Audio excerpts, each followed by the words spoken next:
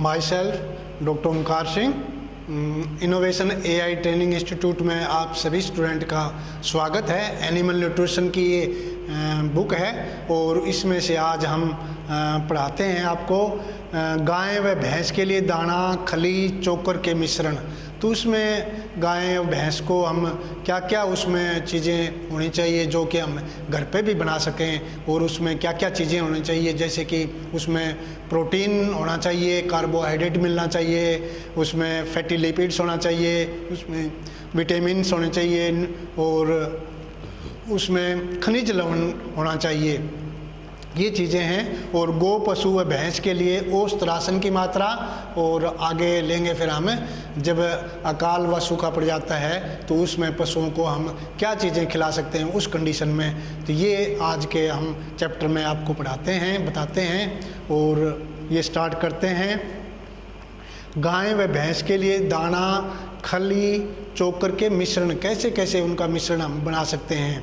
अब आपने यदि डेयरी की हुई है तो उसमें आप अपने घर पे भी वो तैयार किया हुआ अपना फीड अपना घर पे भी बना सकते हो पशुओं को डालने के लिए, अच्छे दूध अच्छा दूध प्राप्त करने के लिए और उस पशु की ग्रोथ अच्छी करने के लिए ये आप घर पे तैयार कर सकते हैं।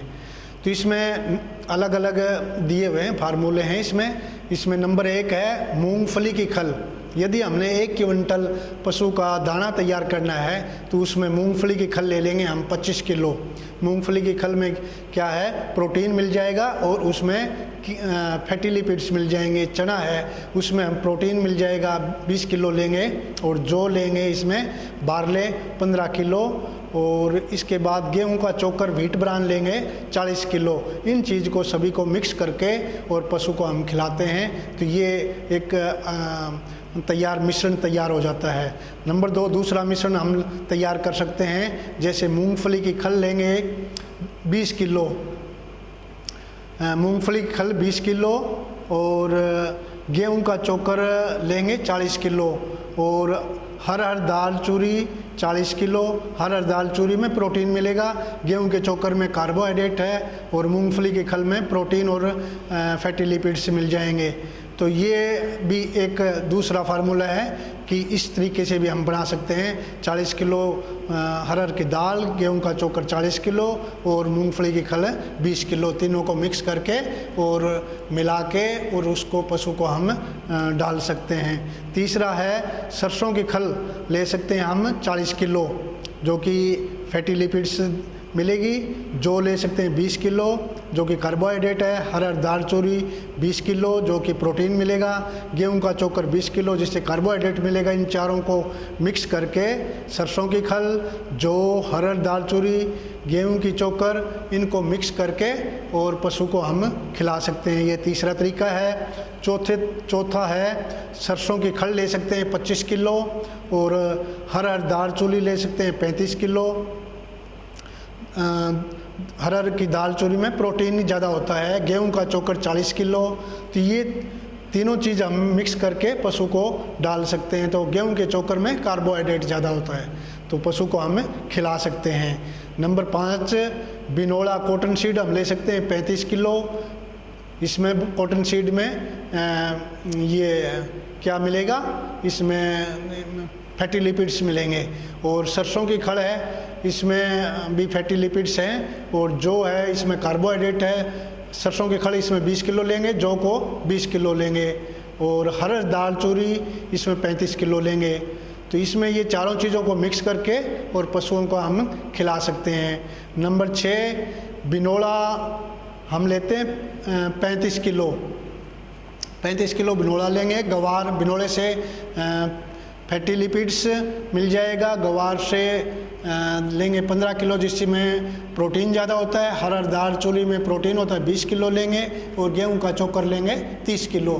तो उसमें इसमें कार्बोहाइड्रेट मिल जाएगा, और इसको चारों चीज़ों को मिक्स करके और पशु का हम दाना, मिश्रित दाना घर पे भी बना सकते हैं, और पशु को हम दूध देने वाले पशु को हम खिला सकते हैं। ज़्यादा दूध प्रोडक्शन करने के लिए हम ले सकते हैं उससे। आगे है कि पशुओं को, गौ, पशु व भैंस के लिए औसत राशन कितना देना चाहिए हमें। ओस्त्रासन पशु के लिए, गो पशु व भैंस के लिए, गाय व भैंस के लिए ओस्त्रासन की मात्रा कितनी देनी चाहिए।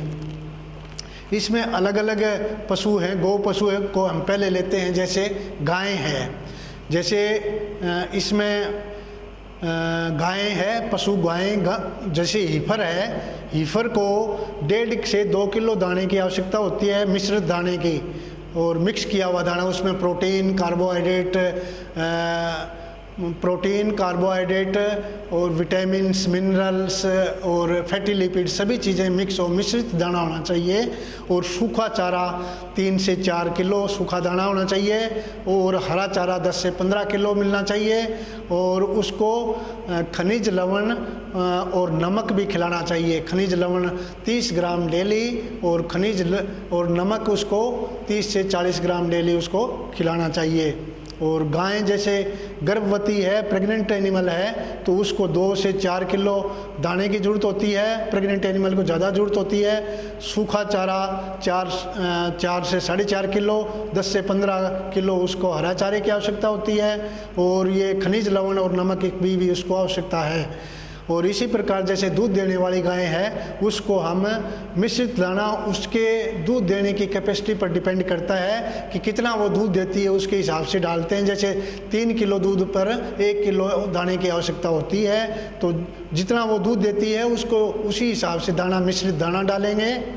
और सूखा चारा 3 से 5 किलो सूखा चारा, और हरा चारा 15 से 20 किलो डालेंगे, और उसको खनिज लवण और उसको नमक की आवश्यकता है, वो भी हम डेली डालते रहेंगे। खनिज लवण उसको 50 ग्राम डेली, 50 ग्राम उसको नमक डेली डालते रहेंगे। ये उसकी बैलेंस डाइट बन जाएगी। गाय जैसे ड्राई हो जाती है, दूध देना बंद कर देती है, तो उस टाइम में 1.5 से 2 किलो उसको दाने की आवश्यकता होती है, और सूखा चारा 4 से 5 किलो और हरा चारा 10 से 15 किलो, बाकी उसको नमक और खनिज लवण उसको डालते रहेंगे।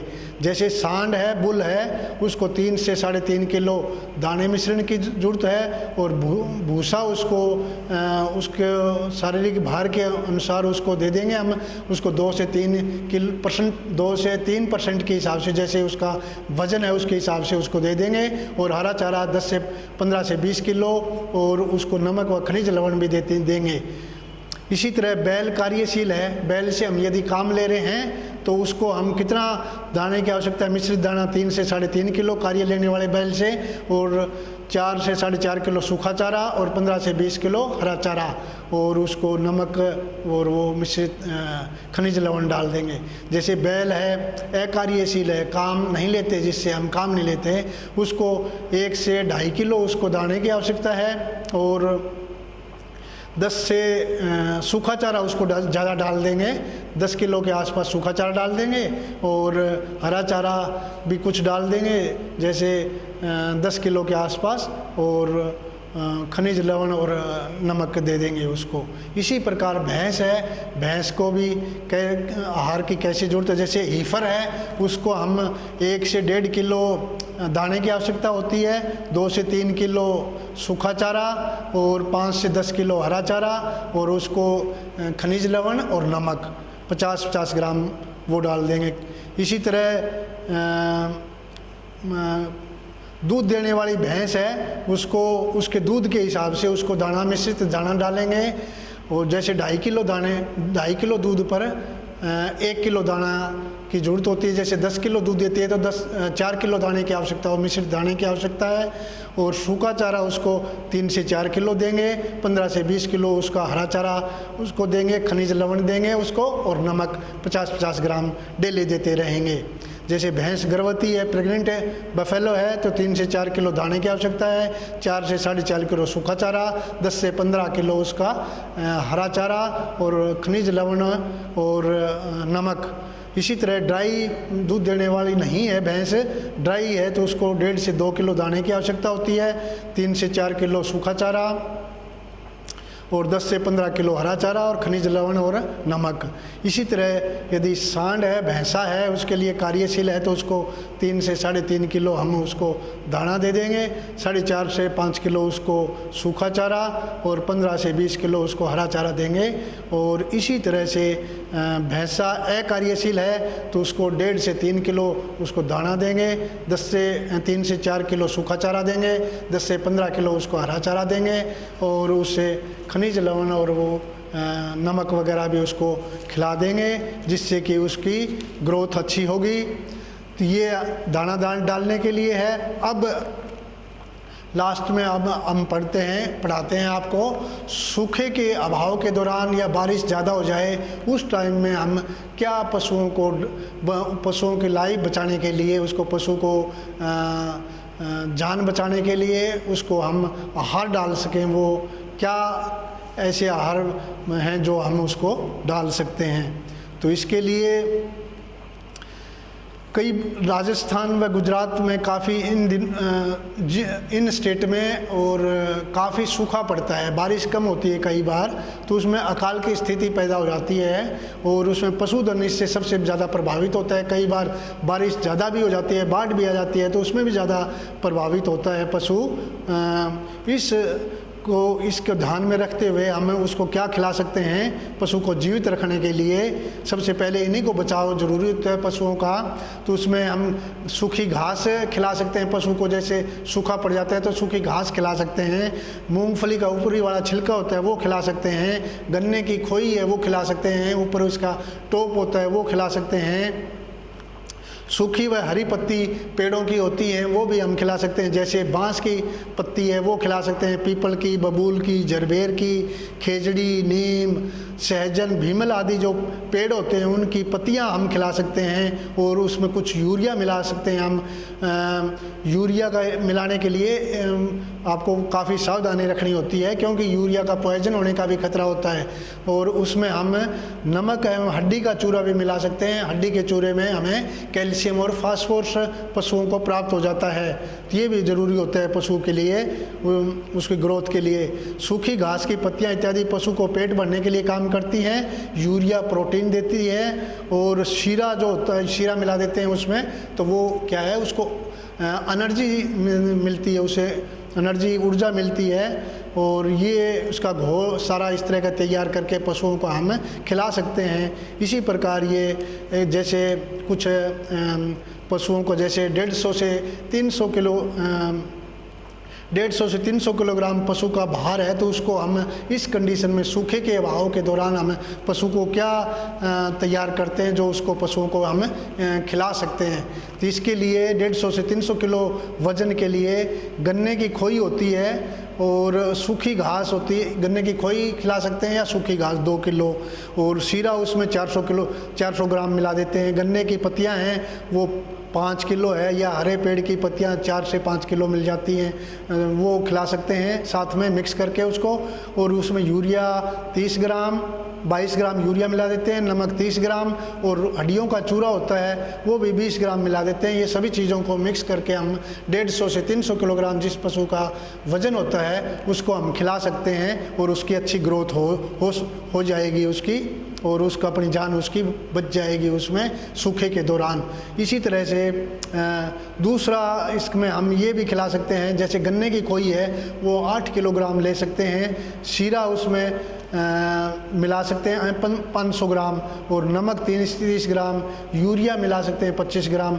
यूरिया को वैसे नहीं मिलाना चाहिए, उसको गर्म पानी में उबाल के कई देर उसको काफ़ी देर उबालते हैं और उसमें जब उसका गर्म हो जाता है उसका पानी यूरिया उसमें मिक्स हो जाती है, उसको उबालने के बाद में ठंडा करके उसमें मिक्स करते हैं फिर, और उसमें खनिज लवण मिलाते हैं और विटामिन ए सप्लीमेंट मिलाते हैं। खनिज लवण 50 ग्राम और विटामिन ए सप्लीमेंट 8000 इकाई मिला लेते हैं। इससे वो सारी चीज़ को मिक्स करके और पशु को हम जिसका वज़न 150 से 300 किलो वजन है उसको हम खिला सकते हैं और ये पशु का पौष्टिक आहार बन जाता है। उसकी सूखे या बाढ़ के दौरान उसकी जान उसकी पशु की बच जाती है। इसी प्रकार आहार बनाने की विधि क्या है, इसमें आहार बनाने की विधि यूरिया युक्त आहार बनाने का कार्य सावधानी से किया जाना चाहिए। यूरिया जब मिलाते हैं तो बड़ी सावधानी से किया जाना चाहिए, ये बड़ी देख रेख में करना चाहिए, नहीं तो यूरिया की पॉइजनिंग होने का खतरा होता है। यूरिया से प्रोटीन मिलता है, यूरिया की तौल समय की देख रेख में होनी चाहिए और उसको पानी में अच्छी तरह उबालते हैं। उबालने के बाद उसका छिड़काव करते हैं। उसमें सूखा चारा वगैरह होता है उसके ऊपर। टुकड़ों में कटी गन्ने की खोई भूसा को ज़मीन से ज़मीन पर 15 से 20 सेंटीमीटर परत बना देते हैं और उसमें उसका यूरिया का स्प्रे करते हैं। यूरिया को बराबर मात्रा में मिलाकर पानी में घोल करके उसमें शीरा में मिला देते हैं और इसमें राशन में नमक, विटामिन उसमें अच्छी तरह से हाथों से बुरक कर अच्छी तरह से मिक्स कर देते हैं उसमें। और पशुओं को आहार लंबे समय तक बिना हानि के खिलाया जा सकता है। और ये इस तरह के सूखे के दौरान या ज़्यादा बारिश हो तो हम इस तरह का आहार तैयार करके पशुओं की लाइफ बचा सकते हैं। तो ये आज हमने हमारा टॉपिक कंप्लीट होता है। काफ़ी उसके बाद लास्ट में हम पढ़ेंगे कि पशुओं की, अगले टॉपिक में पढ़ेंगे हमें कि पशुओं की देखभाल हर महीने जनवरी से लेकर दिसंबर तक पशुओं की देखभाल, उसकी मैनेजमेंट कैसे की जाती है, कैसे उसको खिलाया जाता है, उसको कैसे देखभाल की जाती है, कैसे सर्दी से बचाया जाता है और कौन कौन सी दवाइयाँ दी जाती हैं, उसको डीवर्मिंग कैसे की जाती है, वैक्सीन कैसे लगाई जाती है। तो वो आगे वाले, उसको राशन कैसे दिया जाता है, हरा चारा कैसे दिया जाता है, वो आगे वाले चैप्टर में हम पढ़ेंगे। तो ये आज का हमारा समाप्त है।